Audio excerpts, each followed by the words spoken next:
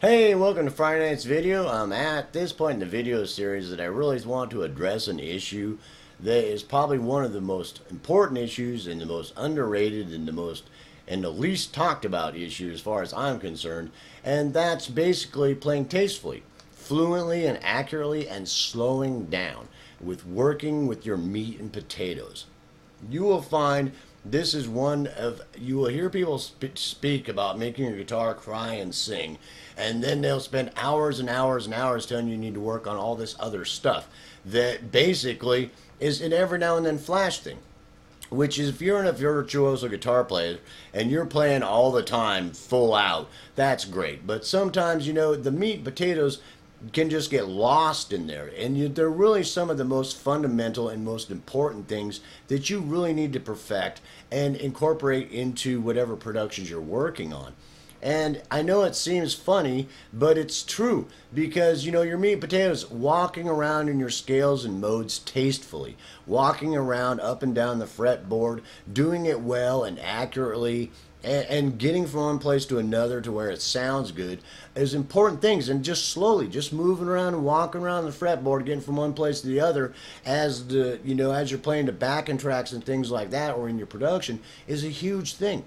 And doing bends well to where your guitar's crying and singing, and doing them well and being able to get some vibrato at the end of a bend or when you come down from a bend, and being accurate in your bends to where you bend up to a note or whatever, that it's done well and accurately and fluently and tastefully.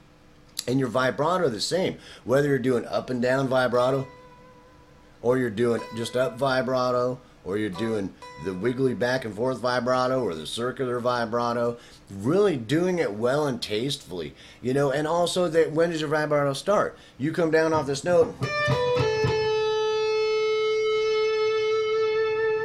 when does it start? You come down, hit that note, and let it sit there for a minute, and then just start wiggling that vibrato into it to kind of work it into it a little bit. When does it start? When does it stop? And then how do you put it in there? How aggressive and how well to make it sound nice and tasteful so that it sounds good when you use it. Does that make sense? And, those are your meat and potatoes of getting your guitar to cry and sing. And some of the most important things. And the funnest things, because you can always just pick up your guitar, throw on some backing tracks, walk around and work on that. And to really get comfortable, fluent, and really be well at making your guitar cry and sing. Because, that is some of the most important things that you got. Your flashy shit is cool, but, that needs to be worked into your program of your practice. And you practicing your fast licks slow. Meaning you take them, you've got a real fast lick that's, and you play fast. You've practiced it to where it's a fast flash run. Whatever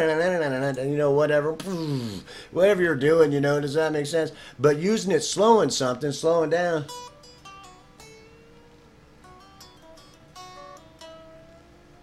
Whatever you might be doing, slowing down and trying to use it slow also, to where it's something really slow, as instead of using it as this flashy run, that you use it as a walk around run, to where you're just slowly,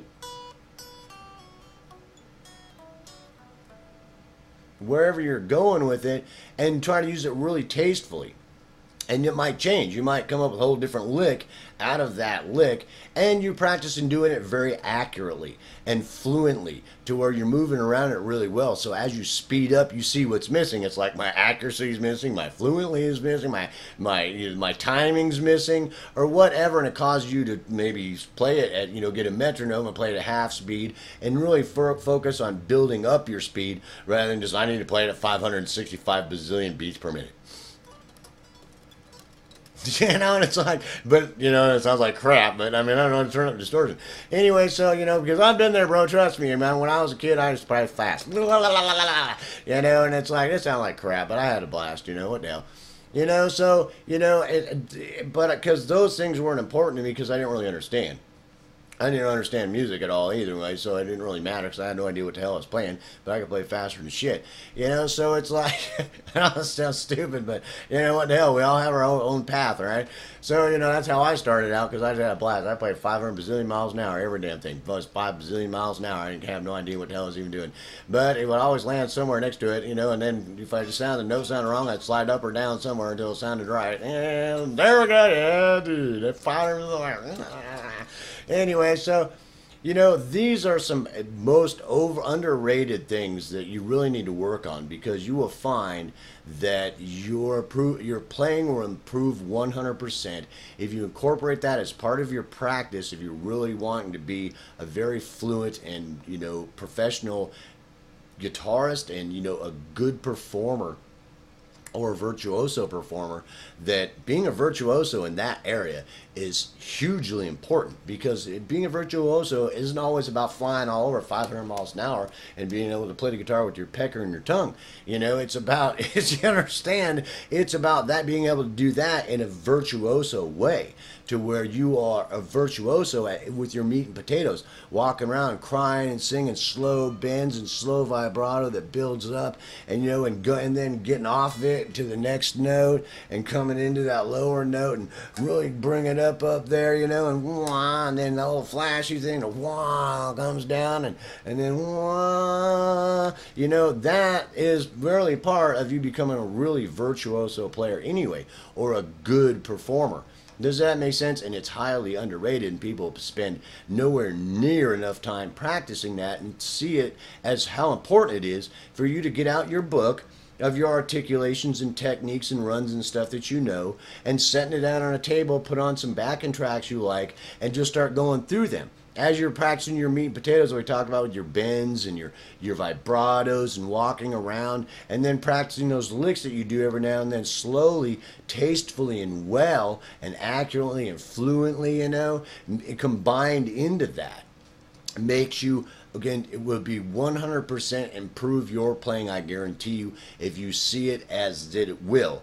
Because you will, when how you hold the guitar, when you move around, the strength that you use to do certain things, how you hold your hand to get that strength, and you will find that you become a much more comfortable guitarist moving around the guitar, so that when you're playing that stuff, you are just comfortable as heck, and when that flashy thing comes up, you're real comfortable flying into it, and then know how to get out of it. You know how to come into it nice and tastefully, and you know how to get out of it nice and tastefully, so you get back to that crying and singing. Does that make sense? Well, does that make sense? And I know it sounds funny, it might seem kind of like I'm drunk or something, but really it truly is. And you get more fluent with that, and your body starts moving around with it, you start feeling it more, and it becomes more and more an extension of yourself, your feelings, what you're trying to convey, and your hands and your body and your mentality, and the scales and runs and articulations and those meat potatoes and what you're doing all become really, you know,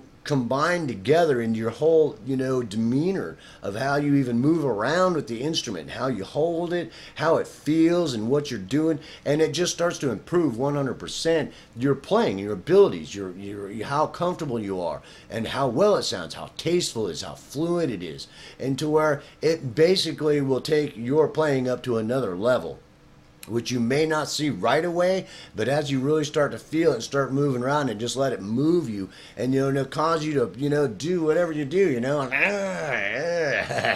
you know, I don't know, bro, but whatever it is, that, you know, it starts to become you more to, you know, incorporate your guitar as an extension of you, to where it's not just a guitar, it's your third arm. You know, you got these other two arms that are working your third arm to get this out, that's plugged in an amplifier, you know, and it's an extension of you, more connected to you, more of a spiritual connection. You know, I don't want to get in trouble with nobody about spirituality and get hit in the head or something, but you know what I'm saying. You know, it becomes much more, you know, a part of you, you know, and it comes into, because guitar is not some other, it's not a piece of wood anymore, you know, it's actually, you know, and you've got it, it's right next to your heart, bro, and your mind, you know, and it's just, you know, just working you. And I know that might sound all that, and I'm just like babbling and da-da-da-da-da. But this is so true, because it will start to formulate in your mind how important that is, and you will start to see that.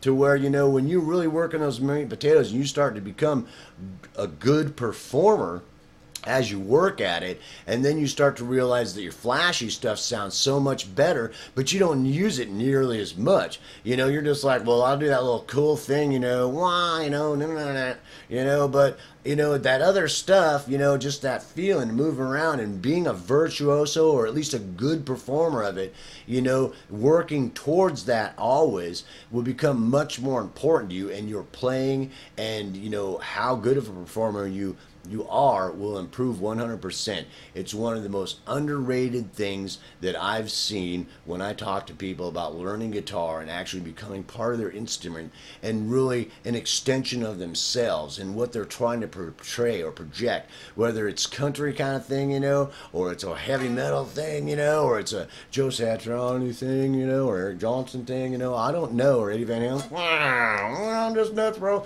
You know, I mean, I don't know. Does that make sense? Wherever you're at, you know, Jimi Hendrix.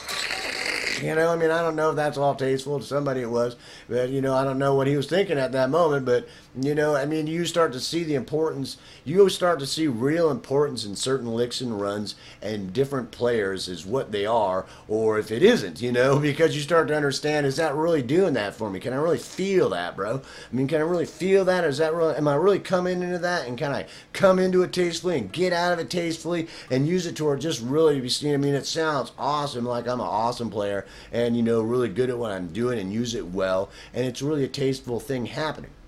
So take my word for it, if you've gotten this far in my video series, that this is one of the most underrated things that you need to work on. And see, to just pick up your guitar now and then, you've got all this stuff to work on. Scales, modes, intervals, I don't know, this different abstract theory that Doc keeps telling me about, I don't know what the hell that is, you know, and it's like, you know, take a break, bro, put on some backing tracks you like and work on that. You know, take an hour, you know, pick up the instrument for what it is, bro. Do you know, you're worried so much about being this awesome, you know, internationally acclaimed fucking guitarist with yourself on, you know, on Guitarist Today magazine, that, you know, take a minute to see for what it is. You know, you love the guitar. You want it to become part of your heart, mind, and soul, or whatever, you know, and really make it cry and sing and work on those areas and, you know, let it sink into you. Let those feelings sink into you and use it as an extension. Wow, whatever's going on there, you know, bro.